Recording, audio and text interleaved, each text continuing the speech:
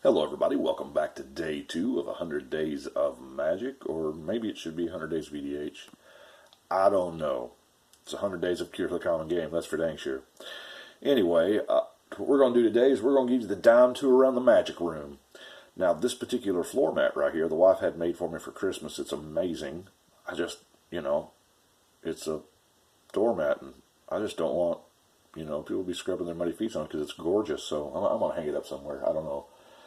Walls are kind of full. We'll roll on. Let me get it out of the chair so we don't make that loud sound. By the way, I used EDH Rec for years without even reading the articles, and I was doing it wrong. These people are super smart, and they know a lot more than I do. Of course, y'all have seen this. This is where I record and stuff. You know what tomorrow's deck's going to be, don't you? And,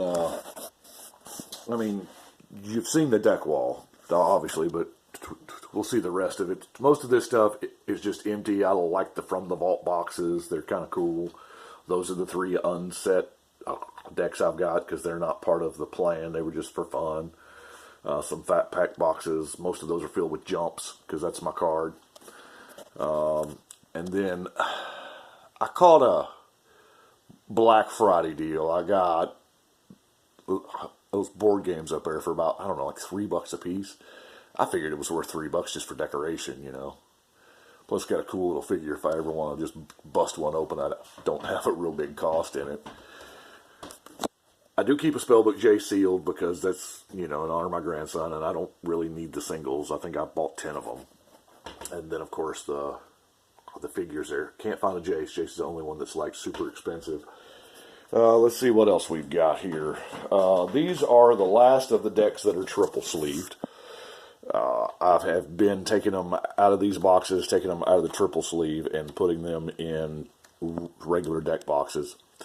Except I can't do this one. This is the wife's deck, and she has proclaimed it stays in the pink deck box. But the Weatherlight Saga, my embarrassment right there. We won't talk about it. But these are, this is what my wife says my problem is. These are all partial decks in various stages of completion. Some of them old, some of them new, some of them I do research on, like those 2 there are the 2 new ones from Ravnica Allegiance. Just random junk. My land station there, a Fat Pack box of each basic, and I have to continually keep filling them up. That's all that I have left for sleeves right now. I buy sleeves by the case. There's like 6,000 typically in a case. They come packed differently, but your standard 50 count pack of sleeves, are. But that's what is that, 5, 12, that's 30 decks. So I'm going to be looking for some sleeves soon. Generally buy them by the case. I don't really care what the art is on them, obviously, because I've got some, what is this? I got some cheeseburger comics, just random stuff. But here, let's look at this wall. This is the binder wall. Built these shelves because I couldn't find a shelf that would hold that much weight. So I built it like you would build a floor or anything. I put it on, I think I put it on 24-inch centers. That's what it looks like. Anyway, up top here, I've got all of the, pretty much the peripheral sets, the masters and stuff like that. Then I've got the real sets here. Next shelf I come in with core sets, and then start with expansions. And the expansions go, you can tell some of these binders I've had for a very, very long time. I need to replace them. But they're, again, right now, they're still doing binder things. So, and I recently have started here just cutting like a, man, that Rivals is the Rivals backwards, or is Dominaria and Guilds backwards? I think Dominaria and Guilds are backwards. I've just been cutting off like the front of the booster box, and using it. Yeah. But back in the day, I played Warhammer. Way back in the day, I started collecting baseball cards in 1986, and that's it's a bunch of baseball cards. Up top here, we got our one of the local game shops used to have like $5 boxes of just bulk, commons, uncommons, or whatever, and they just fill up a whole box, and I'd get a box. There'd always be, I don't know, 50, 60, 100 cards you could use, especially for me. I bought a case of this particular deck box because I had started doing cubes years ago, and I did like a common cube, I did an artifact themed cube, and I did an uncommon cube. But I've had to since take those apart because I need those cards for decks. These are the big deck boxes, like I showed you over there.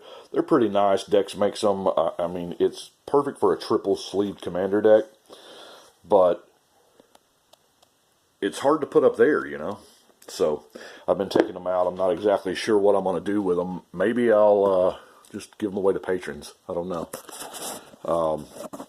Random junk shelf.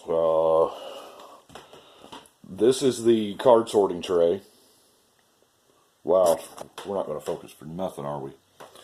I have a to-be sorted box.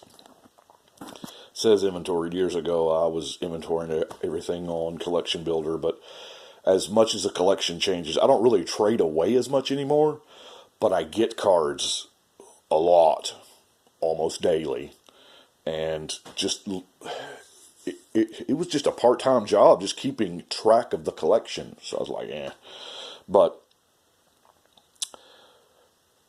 the to-be sorted box used to be two of these full.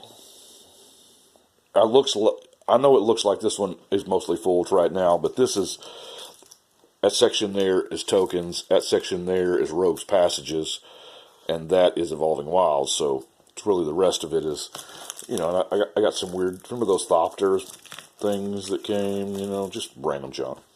But it used to be huge before she got me the sorting tray.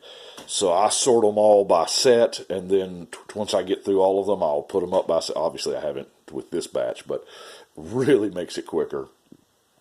You can tell who I had my eye on, Zergo. This is my unused general binder. I think I've shown it a couple times before. It's legendary creatures that I have not built yet. They, as I get them, well, nowadays, as new sets come out, I will actually just go ahead, I'll stop everything else, and I'll build the new commanders.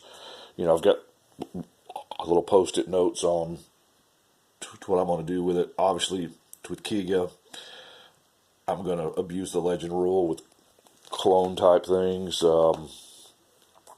There's my autographed generals that I got autographed from GP Memphis last year. I'm going to try to get a bunch more. We have a different set of artists there this year. If y'all are close by, come on by to Magic Fest Memphis, and we'll get a game in. Some of these it's pretty surprising that I haven't used yet. The Urtai, there's a lot of the old stuff here. What is this? Oh, Skullbriar keeps counters, and so I was like, what kind of, not just +1 counters, but divinity counters, that which was taken puts on it, and the rules state that anything with a divinity counter, it's indestructible. But it keeps that divinity counter when it moves through zones, so that's cool. Fate counters, too. Anyway, I thought that was neat. All my O-Stones are in use. Those jokers have gotten ridiculous. I remember when they were $2, $3. OG Legends. Look at this guy. Hundig Jornerson. Man. 5/4 Rampage 1 for 6. That's what I'm talking about. That was back in the day. We didn't know what we were doing then. Actually, that was true.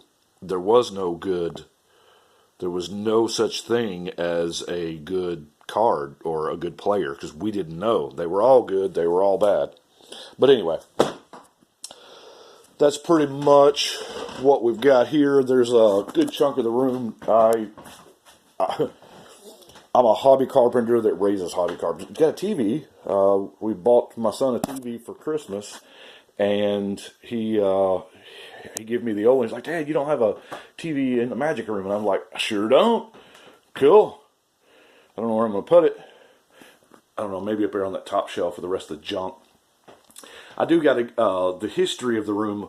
Years ago, this was a garage. Obviously, you can tell by the brick, and I closed it in and made it my daughter's room out of it. And then it was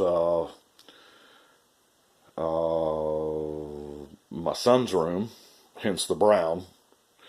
I put a wall right there. That used to be where the funky tie-dye starts.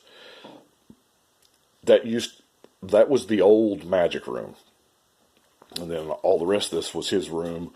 It's been painted 4 million times. I need to do something with because it's all like, 15,000 colors, but do something there to maybe get some miniature scaffolding attached to the ceiling so that I can mount wireless cameras to capture gameplay, because there's enough room here to get just, I don't know, 2 or 3 more tables in here. What are these? Oh, gut shots. Gumby, I got your gut shots. Don't, I got them laid out. Although, granted, 2 of them's foreign. There's a buddy of mine who was looking for gut shots, and I'm like, what am I going to do with them? I had like 10 or so. So I was like, well, I'll trade them for EDH cards. So it's only so many storm decks you can build in EDH. But, of course, gotta have Pennywise. That's what I've got for today. Just a quick tour around the magic room. Pretty decent size. It's going to be a work in progress probably as long as I'm alive. So, I did build these blocks here. If you'll notice, here, let's get to one that's full. These are 10 decks wide and 10 decks high. So, every one, I started with deck number 1, and it goes up, so weirdly that puts all the ones, but it's been trying to label them more uniformly. Some of them still have the old label on the old spice tag there, but I'm trying to get it all uniform. Like that's the newest block there. You'll have to forgive the clear ones, because I wasn't looking that close when I bought the tape for the thing, and it doesn't bother me enough to redo it. Okay, maybe it does. But anyway, I appreciate y'all watching, but I think that's going to be it for day 2. We will see y'all tomorrow. Y'all have a good day.